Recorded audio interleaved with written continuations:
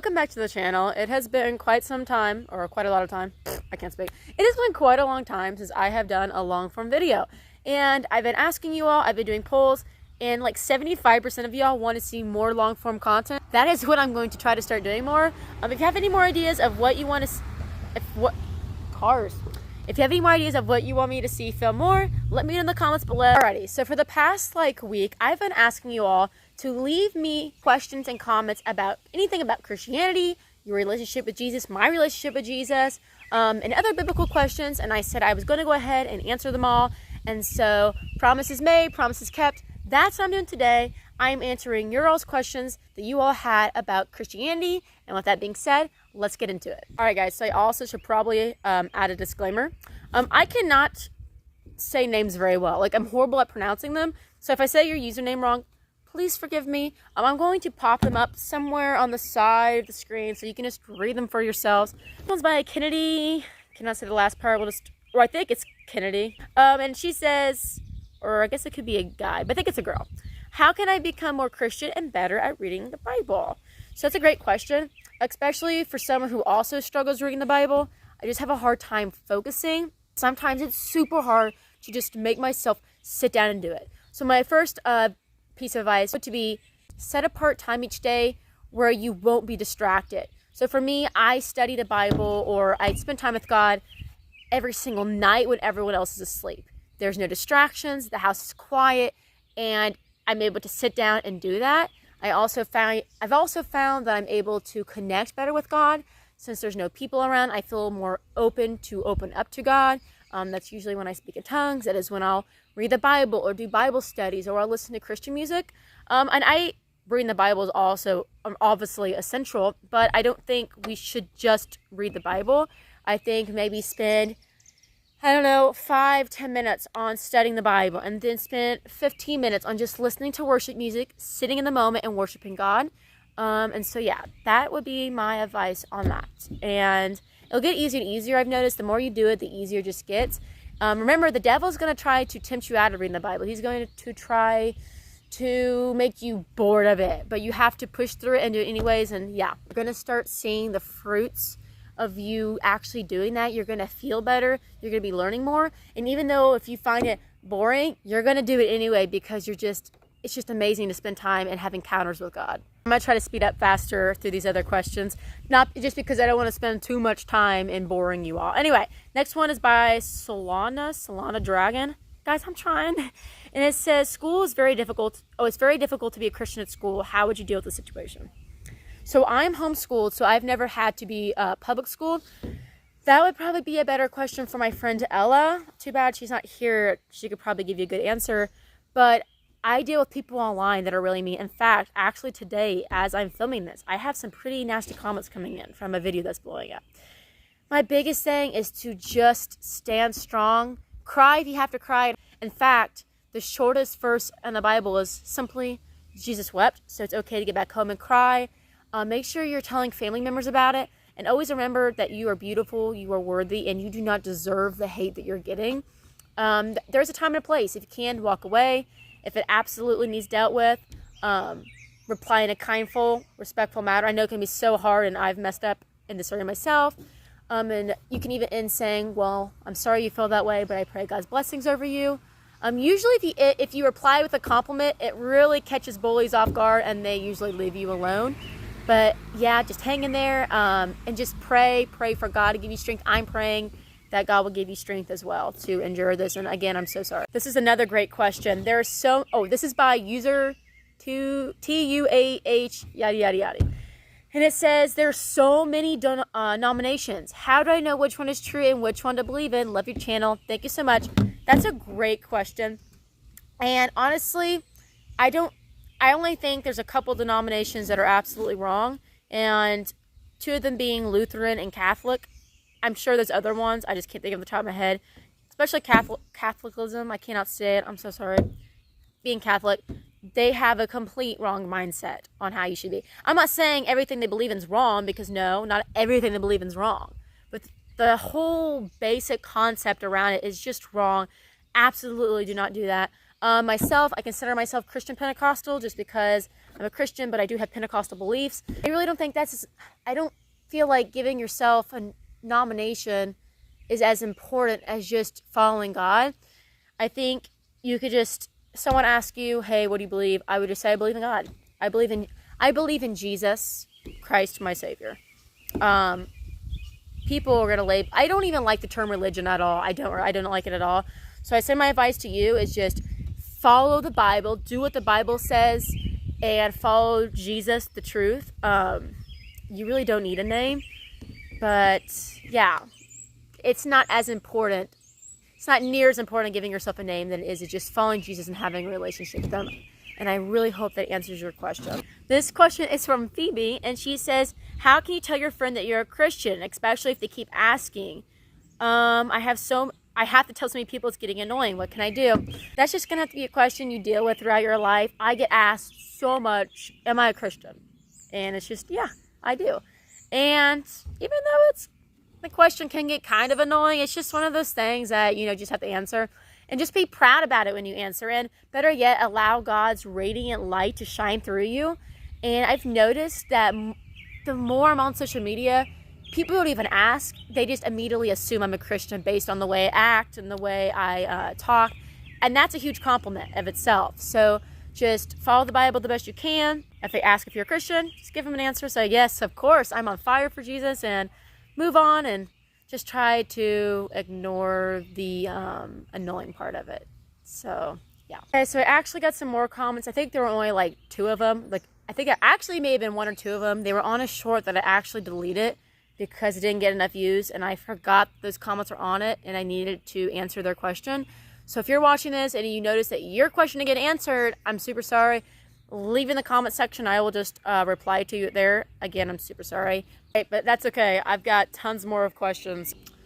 So this is from your favorite Ellie. And how do you grow a better relationship with the Lord? If you could answer this, would be awesome. Okay, so that's a great question. So kind of like how I mentioned in the very beginning question, just spend time with Him. Like I said, I spend just about every single night after everyone goes to bed with God. You cannot have a relationship with anyone, let alone God, if you don't spend quality time with them or get to know them. And it's the same with God.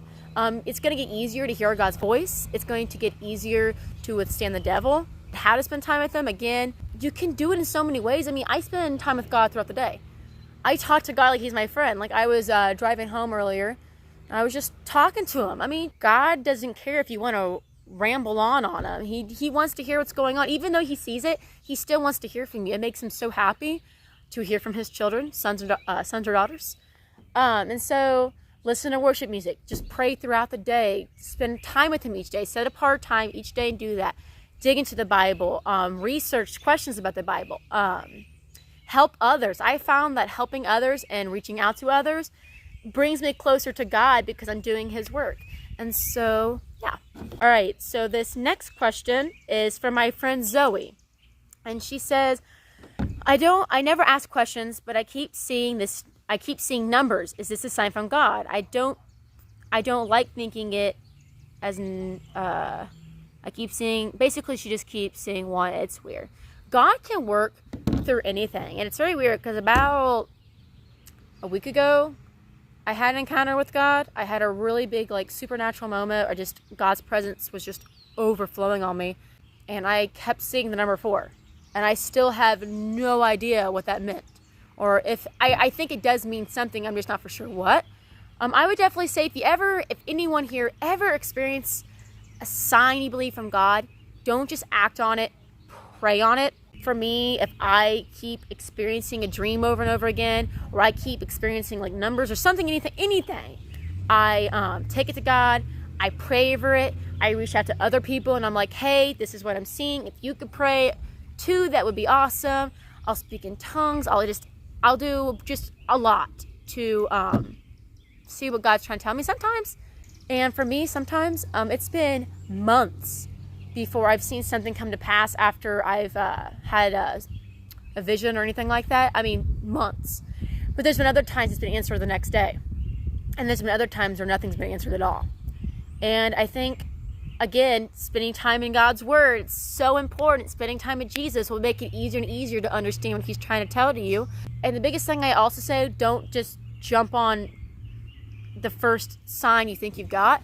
I had a thing back about a month ago involving a church my friends have. I just over and over again, and I waited a full week before I said anything because I wanted to be certain that God was telling me to do so. And I've learned that if God is really speaking to you, and if he really wants you to say something, he will put it so heavily on your heart that you will not sleep. And I have had this happen numerous times, and I've known it's the right thing because the moment I reach out, the moment that I've said what I believe I was supposed to say, there's this peace.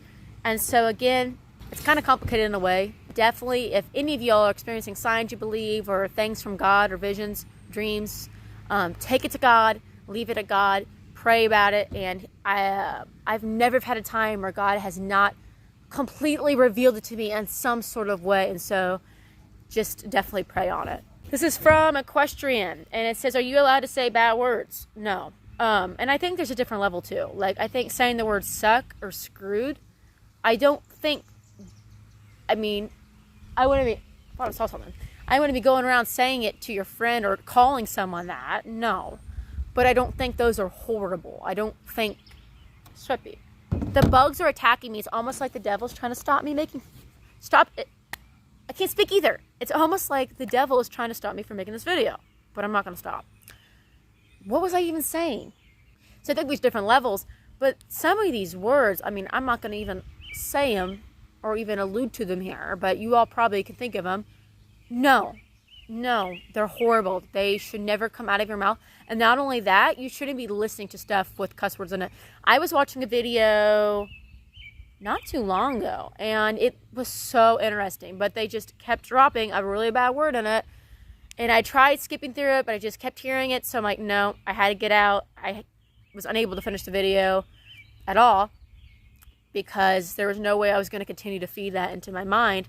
And so I think it's not just about speaking, it's about listening to it. You shouldn't do either.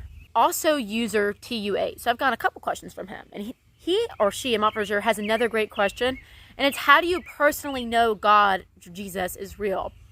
I know it's obviously in the Bible, but it's hard to believe a real love, caring God is real, and I've never seen him in real life. Wow. So it's interesting. So back before I was a Christian, those words that you just spoke are basically the exact words I would ask myself, especially since I did not have a dad who loved me, or at least acted like he loved me. He was abusive towards me. So I would ask myself, how is there a God who loves and cares for me if I don't even have an earthly father who loves me? And that's a question I wrestled with for years. And I'm not going to get into the full story right now. It's just way too much. I did get into it more on my deliverance video. Go ahead and watch it. It's a few videos back from this one by the time it's posted. Get more into how I became a Christian. But I'll go ahead and I will say this. How can you not believe there's a God when you just stop and look around you? You don't look at a building and think, oh, it just spawned there one day. Or, oh, one day a rock fell from the sky and it was there. No, you don't think that. So why would you think that the entire universe came from nothing? And so those are the basic principles I started at when I started reaching out to become a Christian, as I started becoming closer to my friends and realizing that I think they're onto something. Because even when I didn't believe in God, even then I knew there had to have been some kind of creator, because it made no sense. Just looking how complex the human brain is, there has to be a creator. There has to be. And so it started off as that for me. And then I got deliverance at my friend's ministry. And so many things happened. I spoke in tongues for the first time. I experienced the power of God on me so heavily that I could not lift my head up. Probably about 30 minutes. Could not lift my head up. The power of God was just trembling and flooding on me. Just talking about it makes me emotional, and it reminds me on how real and powerful my God is. For what it sounds like, the person who's asked the question has not experienced it yet, and I'm praying for you that you do. He's real. This is coming from someone that has not been a Christian my whole life. He's real and he's alive. This question's from the one Roblox guy. He is friends with my siblings, so shout out to him. And he's asked, has Jesus ever helped you through a tough time? Absolutely. My past has been extremely rough. I'm still going through stuff, honestly. Still going through a lot of stuff right now. Just a lot of big stuff happening right now that I just can't get into right now. We'll get into more by the end of June. But God has done so much in my life. I mean, he's delivered me from my abusive father. He's provided financially. He has provided me with amazing friends. I used to be so lonely. He's provided me with emotional support. He's provided me with wisdom. He's provided me with anything you could possibly think of. He's provided me with forgiveness. I am working hard through forgiveness right now. And yeah, God is good. And not just my deliverance, so many other things happen in my life that God has just always came through and provided everything that we've needed. I've seen so many miracles. This next one is another really good one. It's how can God help us in grief? Man, I have had so much grief. I'm still grieving over the loss of family members who I've had to put out of my life. Basically, they've actually moved themselves because of their toxicity, because of their lying, abusive patterns. I can't do it. And I've had other family members who have completely shunned me. Long story, because of my mom and my siblings and I's decision to leave my abusive father. And so I've had a lot of grief. And my biggest advice, cry out to God. That would be my advice. Cry out to God. He hears you. He sees you. He will catch every single tear. And there's a Bible verse on that. I cannot think of on the top of my head. But there's a verse that says something along the lines that God stores and catches every one of our tears. And it's been so comforting to me. Go to the other room, close the door, cry. Tell God everything you're feeling. It works and it leaves you feeling so refreshed because God cares and he feels. Jesus has come in the form of a human. He understands everything. He's felt every emotion that you felt. And he wants to hold you and be there for you. Just cry out to him and he will deliver and give you strength and peace. I also recommend reaching out to a loved one or a friend or someone who can be trusted who is a Christian. Let them know what you're feeling and how you're grieving so they can also encourage and be there for you. It's also more advice I would give you because I have tons of friends in my life who is there for me immediately as soon as I need them. As soon as I'm having a bad day, they're right there to listen. They're right there to help. And it's so amazing. And glory to God for putting them in my life. Next one's by Gracie. She asked, I don't understand what they are saying at church, and it's hard for me to get excited about Jesus and going to church. And basically, she has problems paying attention. Again, I get that because I have ADHD. I have a super hard time focusing on anything, especially studying reading the Bible. And the biggest thing I would advise you or recommend to you, get involved with the church. If you can, don't just sit in the pew.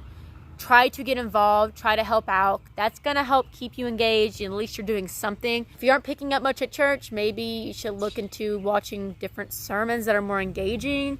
Because let's just be honest, some churches are boring. In fact, I have a friend who did a whole sermon about how so many church services anymore are boring and just repetitive, and we need more fire in the churches in this day and age. Again, spend time with God. Just read a little bit of the Bible each day. If you just read one chapter, half a chapter a day, at least you're getting something. This one is very similar to a couple of the questions I've just answered, and it's how can we turn to God through the hardest time and trust that he will take care of it? And what if we don't hear God directly and can't hear him, and how do we know if he's talking or listening? Again, just cry out to him. He's going to hear you. He's going to help and support you, and trusting that he'll take care of it. It's just faith. I have three situations right now, at least 3 situations. As we speak, as this video is being filmed, then I need God to move mountains to make it work out. There is no answer right now. There really isn't. But I'm trusting that God's going to answer it. And within, who knows, within a month, if maybe even less, that I'm going to be making a video glorifying God because he's moved it all out. Again, I've seen God just work so much in my life. It's hard not to trust he's going to work it out. It's hard not trust he's going to work it out. So for you, just start trusting the little things, and eventually it'll get easier and easier to trust in the bigger things. Faith grows over time. And how do we know if God's speaking or not? The more time you spend with him, the easier it's going to be to hear his voice. I promise you, when I first became a Christian, it seemed impossible to get to the level that some of my friends are at.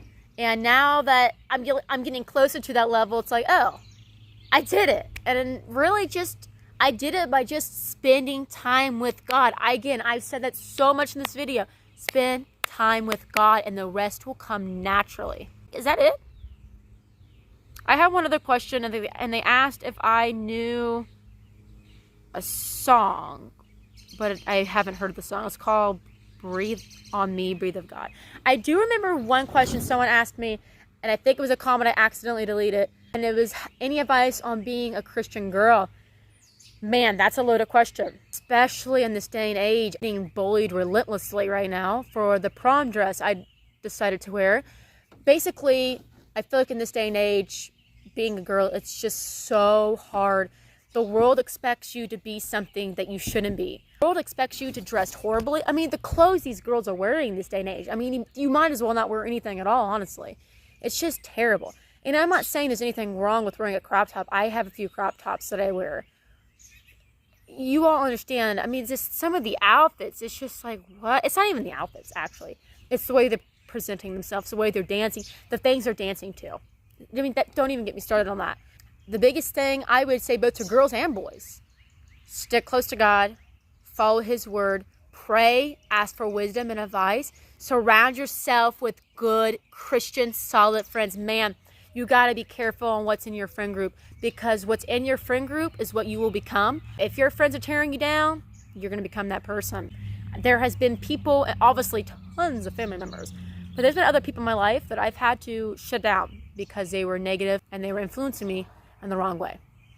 And I have other people that I'm just not as close to, because I'm still friends with them, but I'm just not as close to as others because they're negatively influencing me in a way that I don't want to be influenced. So definitely put yourself around good people. And again, I have friends that aren't Christians. Let me go ahead and clarify that real quick. Surrounding yourself with just good moral people is also just as important. Obviously have Christian friends, obviously, because you're going to want people who can feed you and they can relate with you as well.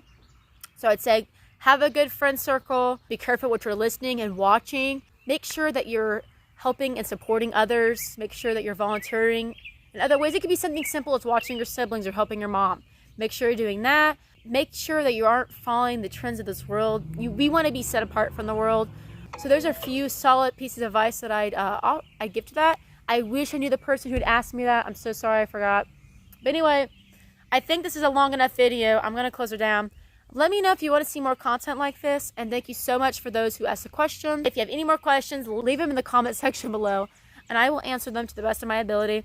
I hope you all have gotten wisdom from this video, and I hope that I'm encouraging you on some kind of way. If I'm encouraging just one person, it's all worth it. Anyways, you all are amazing, and you can do all things through Christ who gives all of us strength. All right, bye guys.